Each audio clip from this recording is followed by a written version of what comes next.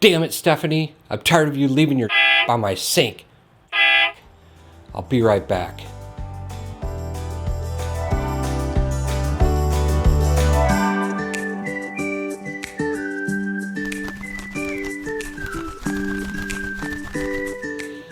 Man, that was intense, even for me.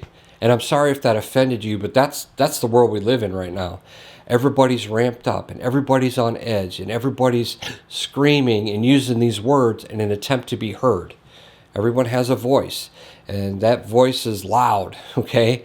But no one is hearing you because you're just screaming and you're using these words that we don't know what it means, okay?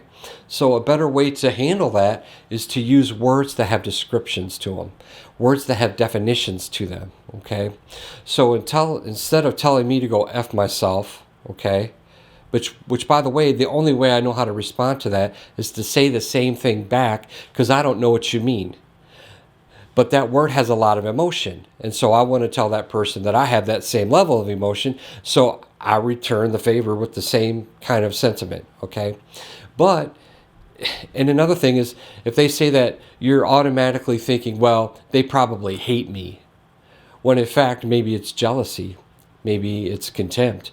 Maybe it's frustration. Maybe it's agitation. See how those words are a little bit different? So instead of popping off and telling somebody to go F themselves, you can use a descriptive word, right, that has meaning, and you're giving context to it too. So if I hear you say, well, I'm jealous, okay, now I have some context, and I can respond to that. Well, I was disappointed. So that's going to bring your conversation intensity down, okay, and now you're having a conversation instead of an argument. The other thing we need to do is respond with tone and words, appropriately to the situation. So like the sink, first of all, I could have just put it away for her because I love and respect her, okay? Or I could have come to her and be like, honey, you're always keeping my side a mess, and would you mind please putting that stuff away? And if she doesn't, just keep asking in a polite way. It'll eventually stick. Especially with your kids, do that, okay? Be consistent. Have that same tone, okay? And then you could slowly ramp it up, okay? But don't go from a 0 to 100. The danger in that is if you're always here at 100, there's no dynamics. So it's like, are they really mad, or is this always the way they are, okay? The other thing is if you're always up here and you're using the strongest words that you know with the loudest tone that you have, the only other place that you can go is violence. Now I'm going to hit you because I want you to hear me.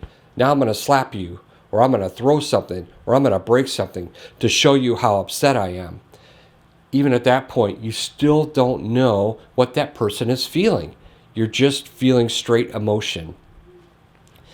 And things are tense right now, and things are really out of control. So we need to back up. We need to regulate our emotions, learn some coping skills, do some deep breathing, count to 10, have a safe word. All these things are on my website. You can check it out. These are techniques that you can use to de-escalate the argument and go from arguing into a conversation. I have this thing I'm going to put on my website. This is a feelings wheel. So, like the F word seems to be the word of the day, but a lot of people are going to associate that with anger or hate, okay?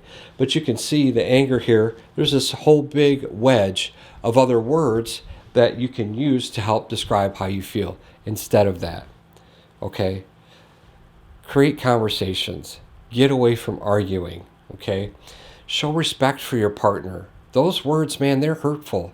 And when you get into the realm of contempt, you've delivered so much damage so often that oftentimes you can't come back from that. Stop inflicting damage over the little stuff.